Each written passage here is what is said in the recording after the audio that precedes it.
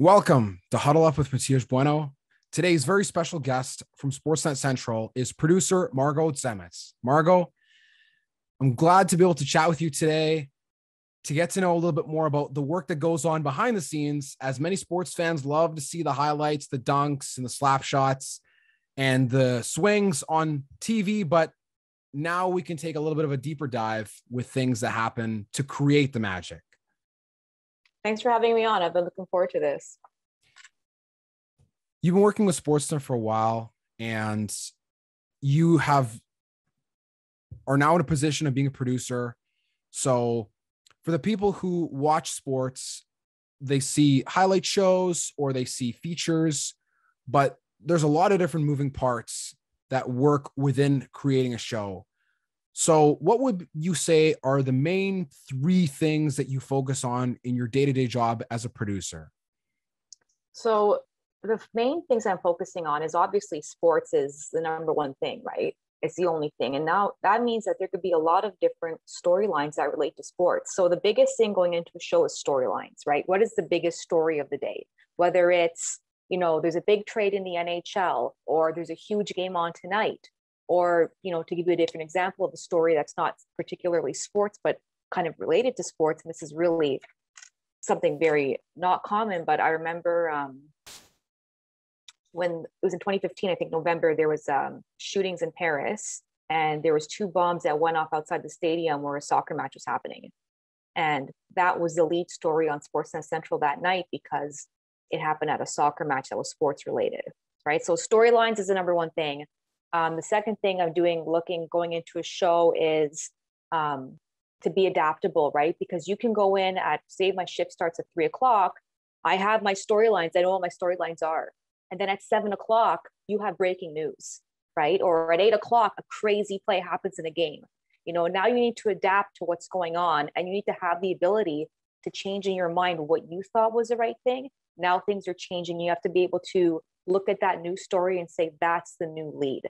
I think the next most important thing is probably the ability, I'd say maybe communication, because producing a show like Sportsnet Central is not just about me. It's not just about the people on the desk. It's not just about the people in the control room. It's an entire team effort, from the highlight zone to the assignment desk, to our associate producers, our editors, our people in the field, again, our crew in the control room. So as a producer, especially, and as any other position, you have to be able to communicate, because without that communication with other people, the show will not get to air properly. So yeah, storylines, I'd say adaptability and the ability to communicate. What was it that made you want to work within sports television? Did you have any experience before or any exposure in your environments that made you feel you gravitated towards working in this kind of behind the scenes environment? So I was the biggest tomboy growing up. And my dad always tells me this story. When I was 5 years old, he asked me what I wanted to be when I grew up. And my answer was Wayne Gretzky. I was a huge sports fan from the time I was a little kid. I'd always be playing sports, sports video games, watching on TV, you name it. So when I was in grade 12 and I had to apply I went to school in Ontario, had to apply to a university or college, I had no interest other than sports. I'm not even joking. Nothing else made me want to have a career. And I thought to myself, okay, I'm not going to get paid to be a pro athlete. So what can I do to get paid to be around sports, right? I'm like, sports journalism. So I applied to journalism at Ryerson, which is, I think it's now TMU, if I'm not mistaken. Applied to journalism at Ryerson. I got in. And then in my fourth year, we were supposed to do an internship. So I applied to 3 sports places. I got in at Sportsnet for my internship. I did my internship there. And then when I graduated Ryerson, I got hired the same day I wrote my final exam, which was crazy, at Sportsnet. So I've been there ever since. I honestly have no other interest. So if it wasn't sports, I don't know what I'd be doing. What was that feeling like, being hired on the day of your final exam? So at the time, I worked at Wendy's throughout my entire university, plus in grade 12 to help pay for school. And I remember it was 2009 I graduated, and it was after the US recession, and There are people like, oh, there's no jobs available. You're not going to get a job in journalism. And I mean, it wore on us as students, right? So it was like April 2009. I'm writing my final exam. I'm on the bus ride home and I'm just like thinking in my head, oh, I'm not going to get a job. And, I'm going to spend 50 years at Wendy's and they're going to give me a free t-shirt because that's going to be my 50-year gift. And I went home that night. I was sad. And that night, Sportsnet called me and offered me a job. And I can't tell you how happy I was. Like, I remember I ran downstairs and I told my mom, and I called my dad and we were all freaking out. It was one of the best feelings I've ever had in my life. I was so excited. It was worth it. And it just told me that everything was worth it in the end. All the hard work I did, all worth it in the end. So how did you approach being in that position? Because the jubilation is obviously an important factor of receiving that moment. But then, like in life, when you get married or when a big thing happens, you get a big job, you also still have to wake up the next day and then go do that job. So how did you reel in the emotions to get your head straight with how you were going to approach and tackle doing the job that you'd wanted to do since you were in university? The good part for me was I've always had a good work ethic, no matter what I've been doing. And I knew once I got the job at Sportsnet, yeah, I'm excited, but now I don't want to F it up, right? So I did everything I could when I was there to make sure I was a good employee. So every time I got asked for a shift, I remember one time I got called at 5:30 p.m. Hey, Margo, can you come in? I was there. I would never say no. If it was every weekend I was working every weekend. If I was working till 2 a.m. on a Saturday, I'd be there at noon on Sunday and I wouldn't complain. I would always say yes. And then another thing I always did was, and I've just kind of been like this my whole life, I've always put in the extra effort with things I care about. And I cared about this job. I cared about being here. So, I would get asked to do something and I would add 2 extra things on top of it, right? I would do my best to show them that I was serious about this. And that, but that excitement can help bring you that. Because the thing is, I had passion, right? If you don't have passion, you're not going to want to work 10 hours and come back 8 hours later, right? Having that passion allowed me to also work hard. And another really important thing that I thought for myself was professionalism, especially as a woman working there. You're going to stand out as a woman because there's so few women in the newsroom. So I knew I had to be professional in how I acted and how I carried myself, because I thought it was important to give off that vibe and that kind of feeling where I was there to work and to do a good job. So, yeah. Of course, the passion is necessary for working these kinds of jobs. But this is something I've definitely been curious about with asking people who have been in the industry for a little bit of time. How do you balance, or what does balance look like for you between work and your life? Because of course, we're human beings, not machines that can only handle so much. So what does that look like for you in particular? So when I started there, I was doing almost all nights and all weekends.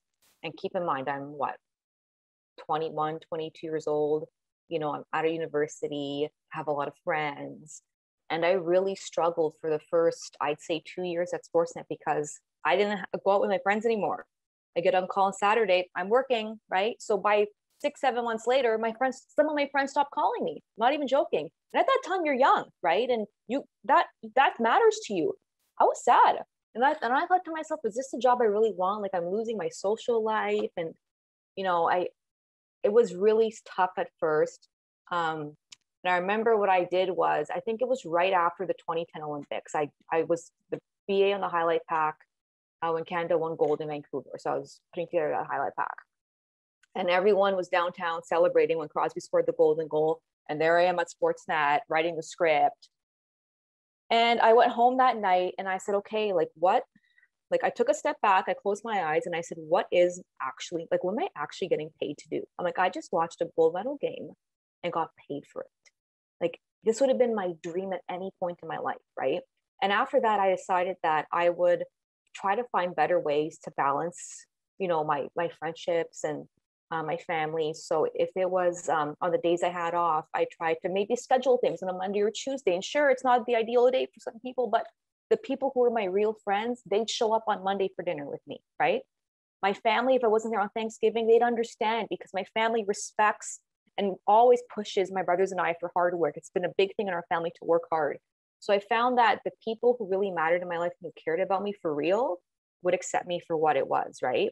And then as I got older, as the further I progressed at Sportsnet, my schedule got a little bit better.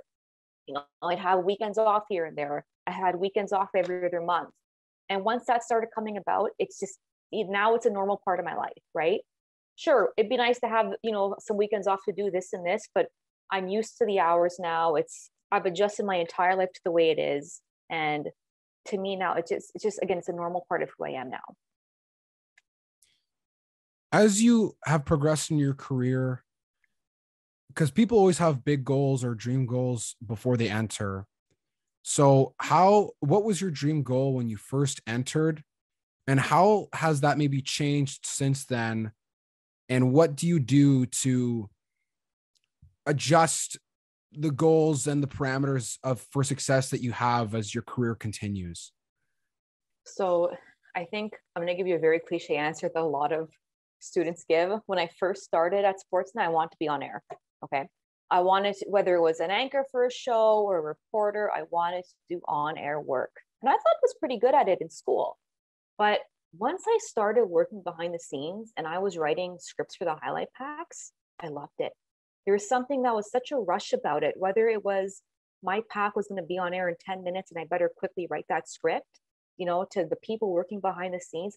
I fell in love with the pace and the environment. And I quickly kind of forgot about my goal of being on air. From there, I kept a very open mind to what I wanted to do in the industry. Since then, I've never been like, I want to do this by this point, or this is my ultimate goal. I've just kind of let it take me where it has. I just kind of followed the wind type of thing, for lack of a better term. And I say that because in the industry, there's so many different positions. And from when I started in 2009, when I got hired, to now, there's a whole new world out there. There's an online world. There's podcasting like we're doing. There's digital. So I just kept an open mind, and you know, every position I kind of advanced in at sports, and I liked them more and more and more. So I figured, hey, I'll just keep doing this and see where it takes me. And you know, having an open mind has allowed me to keep progressing up, because I didn't ever pigeonhole myself in one specific spot that, you know, I only want to do this. It's never been like me. I've been very easygoing like that. So from what I am now, producing a show, to wanting to be on air, it's drastically different, but I'm really happy where I am. And I don't think I would have been here now if I was only pursuing on-air opportunities. You mentioned how things have evolved and changed, particularly with the digital realm, and especially social media being an absolutely explosive platform for consuming sports content, probably the main method that people use to consume sports now. Do you think that there's a lot of people who are in similar positions or stages in life to yourself that try to adapt or learn about digital platforms in terms of creating content for themselves or utilizing it for work? Or do you think that it's not, like, once people are established in a role, then they won't really adapt or learn about it as much because they're used to one position? So I think the nature of our job now, I'll give you an example. It was the 2010 NHL trade deadline. And Twitter was relatively new at the time, and I wasn't on it. Okay. And there was an intern shadowing me that day. And he's like, oh, like, let's check the trades on Twitter. And I'm like, oh, like Twitter. I don't want to, I hate social media, I said to him, right? Or I'm annoyed by it.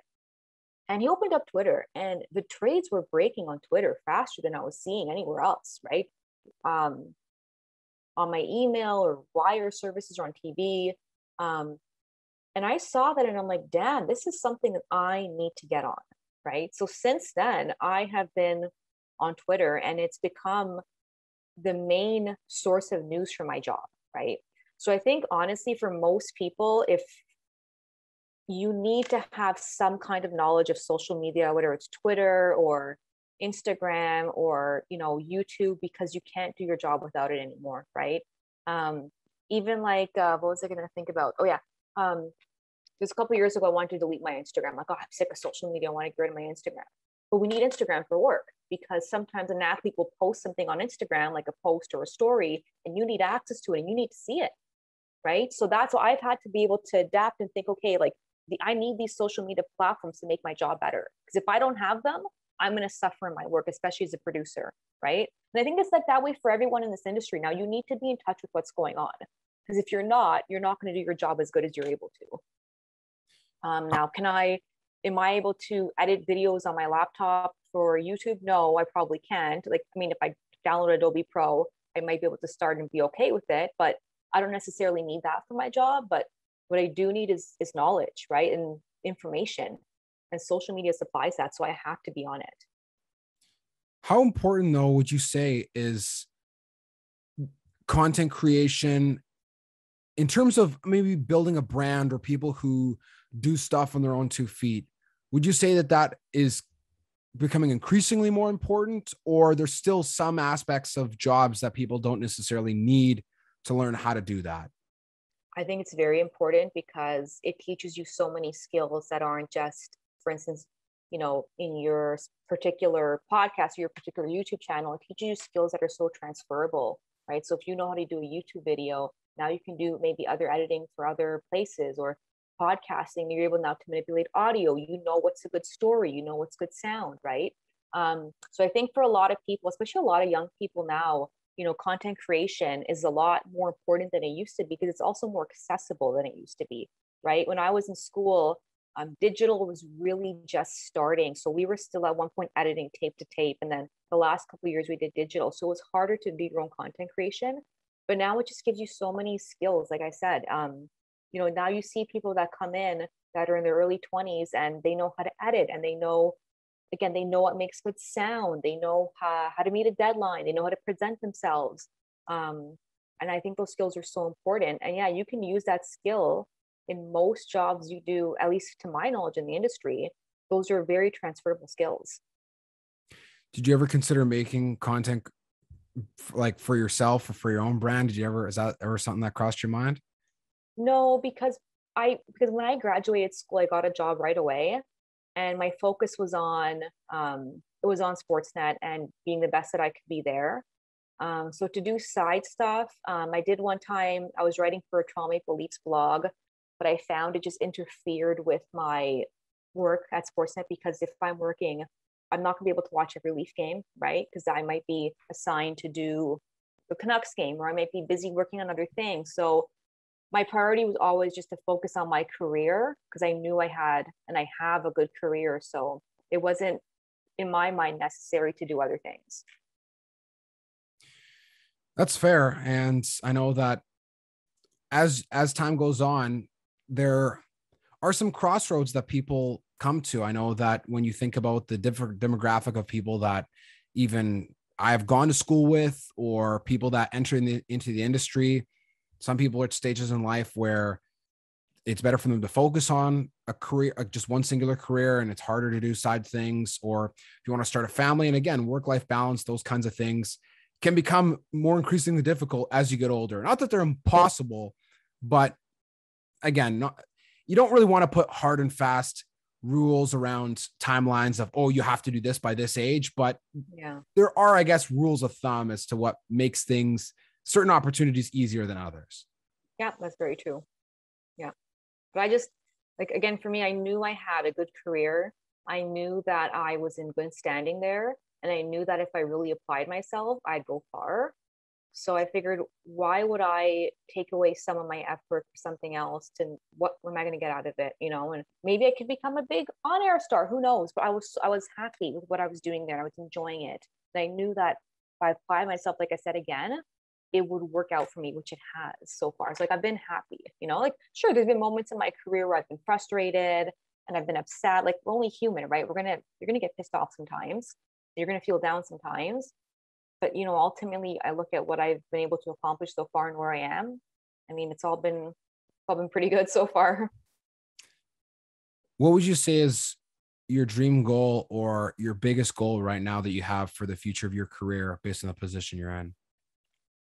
I'll be honest, I don't know. Because there's so many different things that are out there, right? Like, one of a really cool experience I had in February of this year was I got to be a producer on the hockey show, on CBC's The Hockey Show during the Olympics. And I had never done that before, producing a show that was Olympic based. And it was an entirely new experience, because working at Sportsnet, you're working under the Rogers umbrella, and I was working at the CBC building. So new people, new kind of way of speaking with people. You're working on new systems. I stepped into a whole other world at CBC. So just to acclimate myself in the time I was there and produce the show it was the hardest and most rewarding 3 weeks of my career. Hardest because I was maybe sleeping 3 hours a night for the first week. Not even joking. And the stress I had, I felt like literally the weight of the world was on my shoulders. And I know it's a very cliche term, but I literally felt my shoulders like sagging beneath me. And I would go to sleep like, holy crap, the next day I have all the things I have to do. And I better do this because everyone's relying on me. The show's not going to go to air if I don't do this. And this is a big show. It's the Olympics. But in the end, it worked. I had great people with me. We had a great team, had great support there, and we put an awesome show on air. So at the end of that, I think it was like 25 or 26 days I worked straight. At the end of that, I don't think I've ever had a more rewarding feeling, right? And that's something that if you told me 5 years ago I could do that, I'd be like, oh, wow, that's something I can do. Like I didn't know, right? So that's why I've always, like I said, been open-minded. So I don't have an end goal right now, right? I'll kind of see where it takes me because I'm sure, who knows in 5-10 years what other awesome experiences or things I'll be able to do. You must have felt like you finished a marathon after the Olympics. Oh my God. Someone had invited me to go to a party on the night I finished. I'm like, are you nuts? I need to sleep for 24 straight hours. I was exhausted. And I mean, I ended up being in a hotel by CBC because I just couldn't drive to and back from work. Not far, but it was exhausting. I couldn't physically do it. But yeah, it was awesome. It was great. Maybe in your benefits package, you should ask, can you open up a dormitory on CBC property so I don't have to worry about transporting to and from my home and I can just sleep here? Then it'll give you a lot more efficient energy levels to operate at work. It's funny because when I accepted the job, I only lived like 15-20 minutes from downtown. Like, I can drive there. What's the big deal? I thought to myself.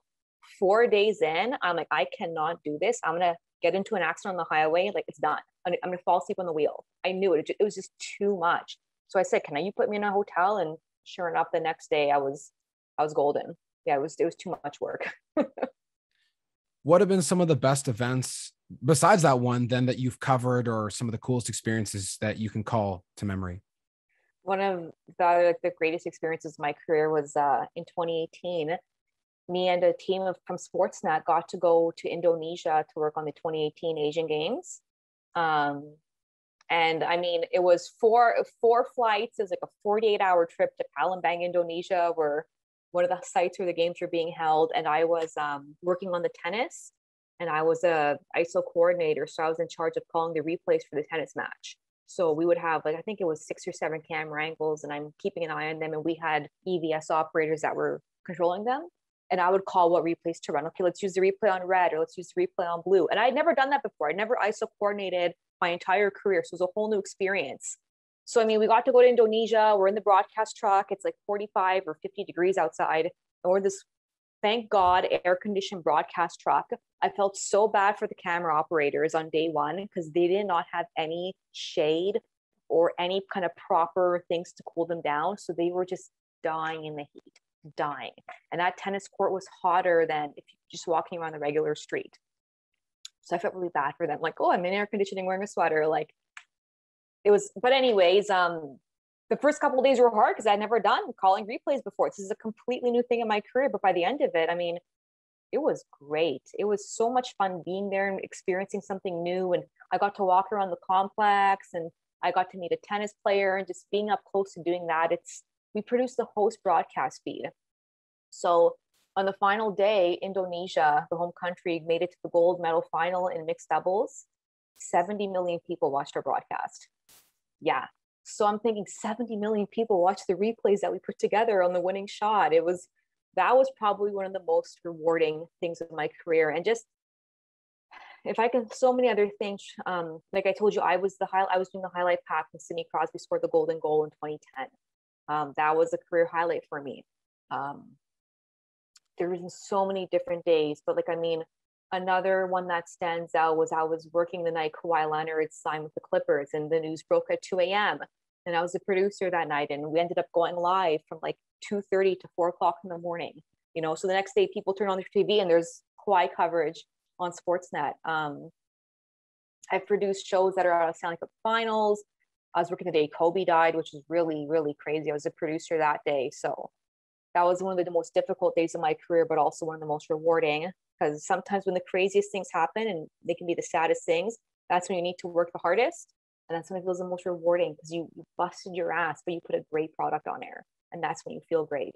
So yeah, there's so many great moments, but yeah, those are what stand out to me.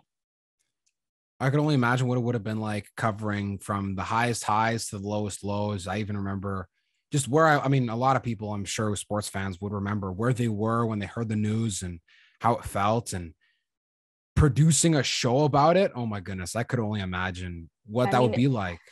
Because I went in, I was at home baking chickpeas in my oven. Okay.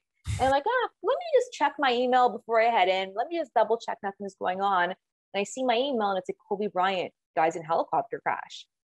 And I was thinking, oh my God, I need to go to work now. I don't even know if I turned my oven off. I don't remember. I literally just ran out of my condo. I went to work, and by the time I got there, I think it was 45 minutes to put together a 15-minute segment that was going to run on Kobe. And I was furiously building this lineup, getting everything ready, assigning things to our APs. And that's not a lot of time. 45 minutes is not a lot of time to put together a 15-minute update, especially when the news is that someone died. It's not like you're covering regular highlight packs, right? It's really difficult. It was something like that. So anyways, we got that to air. It was great. Like, it was great in the sense that it all went to air well. And then the rest of the night was, I don't even remember. I had brought dinner. I didn't eat it. I remember they ordered pizza. I think I scarfed down a slice. I didn't even have time. It was just, I felt like it was just, I better do this, because if I don't do this, and if I take a break, the show's not going to get to air properly. So it was crazy. Even the golden goal, we were just reviewing highlight packs today in Bombers class, and just thinking about what it's like to be covering games that you don't know what could happen, clipping everything for archives. And then you get a moment like that for Canadian sports fans is one of the most quintessential historical Canadian sports moments, up there amongst the ranks of the Summit Series in 72, or redemption from Ben Johnson, or whatever, like even Kawhi's shot. I know maybe he's not Canadian, or Joe Carter hitting the game-winning home run in the World Series, but to be on a highlight pack for that must have also been extremely incredible. What was that like? I was so proud. I felt so cool. I think I remember going home that night and telling my family, I wrote that highlight pack. It was so cool seeing it on TV and even seeing it read on air. And then even when I see the goal now, I always think about that, about how I was. But I'll tell you a funny story. So when I was doing that game, I had it on my TV in the newsroom, right? I didn't realize till overtime I was on a channel that was 3 seconds delayed. Okay, and everyone else is watching 3 seconds ahead of me. Oh no. And at this point, I was too afraid. Like, I don't have time to even change the channel. Like, I got to keep my eye on this, like a hawk. What happened? Sure enough, I hear a loud scream in the newsroom. 3 seconds later, Crosby scores. And I was happy, but it was a little bit bittersweet. I didn't see it live. You know what I mean? Like, it kind of kills it just a little bit. But I mean, I was so proud though. And it's just one of those moments that I'll always remember, that I was in charge of that highlight pack. And, I was the BA, and I had someone else that helped edit the script, and our editor as well. Like, I was so proud to be on that team to put that pack to air. And I think it was a 7-minute highlight pack with like 10 sound ups. It was just it was a beast. I was just going to say, I can only imagine like the sound ups on that would just give you chills, especially hearing Chris Cuthbert go, Sidney Crosby scores the golden goal in Canada in once in a lifetime. And just letting that ring through your body is like, oh my goodness. I think that's like my one like tick for me is like, my brothers and I would always repeat the calls growing up as kids. And when you think about the moments that you've witnessed and repeating them, and then you get to actually sit there and listen to it and cut the frames that are going to go to air is amazing. Like, I got paid to do this. This is nuts, I thought to myself. And in the hoopla, I was so excited that it happened. I wrote, so when we archive the games, when we clip them, we have to write, what type of shot it is, where it goes in the net, who it beats, whatever. And I put it as a one-timer, and it wasn't a one-timer because I was just so excited. You know what I mean? Like, but whatever. It went in. That's all that really matters. Exactly. Yeah. Okay. Now I need to ask, what made you go crazier? Seeing the Sidney Crosby golden goal, or the final whistle in Euro 2004 final? Oh, I mean, It's hard because I'll tell you the honest truth, because I was at work for the golden goal, and because it was on 3 seconds delay, it killed the buzz just a little bit. Like, don't get me wrong, I was freaking out, okay? But when Greece won the Euro Cup, I was watching with my dad and my brothers. We went nuts. I think I was 16 or 15 at the time. It was one of the best moments of my life. Not even as a sports fan, just like my life in general. It might be a top 5 or 10 moment in my entire life. I'll never forget them winning. And we didn't think they're going to win. The whole thing was like a facade. It was like a dream. We went down to the Danforth and there was like thousands of people down there. It was, I don't know, it was unbelievable. I still think about it all the time, about how it's literally one of the best moments of my life, which is pretty sad, I guess, that a sports moment is top 10 moment of my life, but whatever. It was so exciting. It brought so much joy. I mean, when you think about the likelihood of it having happened before the tournament started and then what transpired at the end, even if you weren't on the field or weren't a part of impacting the actual performance, if your heritage means a lot to you, then it's going to be one of the best moments of your life. And I think that's, you know, not to, you know, be too cliche with the quotes, but from Spider-Man 1, when Green Goblin looks at him after he's down in defeat and says, "You and I are not so different." Portuguese people looking at Greek people with highlighting winning the Euro as one of the greatest moments in their lives, even though they had literally nothing to do with it on field. It's so funny. Like, I remember leading up to the finals, because both my parents had Greek car flags on their cars, and we were downtown. I can't remember where we were. And this one car with Portuguese flag starts honking the horn at us and giving us a middle finger. And I'm like, whoa, what the hell is this? Like, what's going on here? And there's a couple times, I'm sorry to tell you this. I love Portuguese people. No, of course. But there was a couple times where we were driving and we got honked at or given the middle finger by Portuguese fans. And I'm like, oh, I can't wait. Like, I hope we beat them. It's just, I don't know. It's like one of the best moments of my life. I can't even tell you. So, and it's just, you're so proud too, right? And I remember after that, like everywhere I went, every Greek burger stop or souvlaki place, like, I don't being cliche, but I'm allowed to. They had newspaper clippings of Euro 2004, and I still have memorabilia from it. Like, just, it's the best. So I know you said that your husband as well is Greek, correct? Yes. So what was his recollection of that moment, or like, have you ever shared reminiscing that moment with him before? So when we first started dating, like, I think right before we met, we were, you know, texting or whatever. And he told me he had these two, I guess, authentic jerseys from 2004. He said this was one of the defenders, and he had a blue and white jersey. Okay. And I'm like, oh, that's sick. Like, I've never, and had like the official Euro 2004 patch. Like, they were legit jerseys. I'm like, that's sick. And then, like, I think 2 or 3 months after we started dating, we knew it was legit what we had. And he's like, I have a surprise for you. And he gave me a gift, and it was the blue jersey. And I'm like, that meant so much to me. I knew that he was serious about me because that jersey meant a lot to him, and it was worth a lot of money. And he gave it to me, especially the blue one, not the white one. He gave me the better one, you know? I knew right there that he was legit. Like, he was serious about me, you know? And here we are now, we're married. Do you have that hanging up in a frame in your house? Yeah, I'm going to frame it. Yeah. I have to frame it. I don't have it framed yet, but yeah, that's everything. I mean, again, as a Portuguese soccer fan, like, maybe that tournament isn't the most enjoyable to remember, but at the same time, like, I think one thing you can probably agree on is when you start working in sports, or once you start telling stories, the way that you view games is different. I used to, as a kid, especially as a kid, you know, when you're emotionally irrational, like, yeah, I would feel super bitter and upset when Italy won the World Cup, I mean, I didn't watch Greece when I was too young, but, or seeing like Spain win the World Cup, or these stories that in a neutral setting are incredible because they are the first major tournament in a long time or a lifetime for some people. And seeing the reactions again, like, are you upset your team lost? Yes, of course. But like, I think it's important to make sure not to take it more personal than that. So when you think about what it meant to the Greek community or to the Italians to see them win the World Cup for the first time in a long time, those to me now, I think I have way more appreciation for. And I think that's what makes working in sports even more enjoyable. Because some people say, well, your fandom is ruined or you don't get to enjoy the games. And I think that's not always necessarily true. You get to enjoy it, but you also get to enjoy other things I don't think you would have before when you're being like an emotionally rational fan, you know? Yeah, like there's some people that, and I'll be honest with you, that they ever since they worked at Sportsnet, they were huge hockey fans, and now they hate hockey. It's just because hockey's so big there, right? So it's everywhere, and some people are sick of it and they hate it. Whereas for me, I was already a massive fan, so maybe an even bigger fan, which I didn't even know was possible, right? Just depends how it depends on people's personalities, and some people end up gravitating more towards basketball or to baseball or towards soccer, right? Which is great.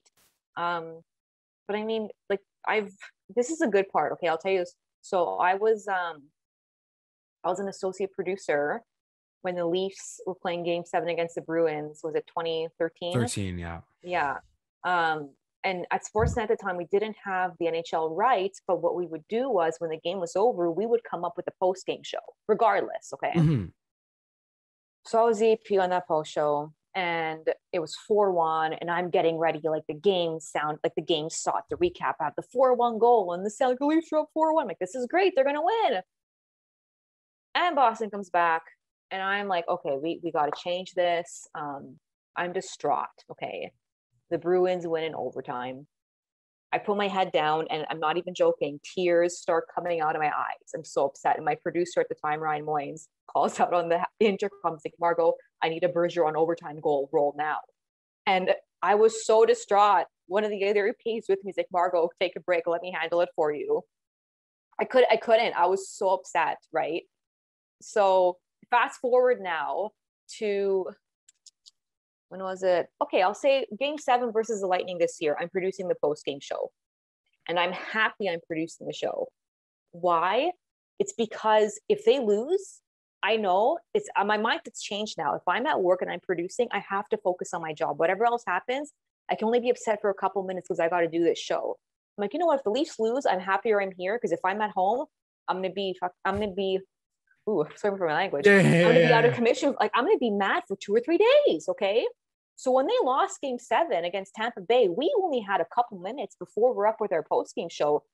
Didn't have a second to be upset. I was like, okay, I was in television work mode, and we put a fantastic show to air, and I wasn't that upset after because I had to work, right? There's pros and cons to it. Yes. Yeah. I'd love to know, because you said that you loved hockey and you grew up watching it. Who were some of the people that inspired you, whether it be television personalities or just hockey players in general that you grew up watching? I mean, Gretzky, I'm sure, is one of them. If you said you wanted to be like Gretzky growing up. Yeah.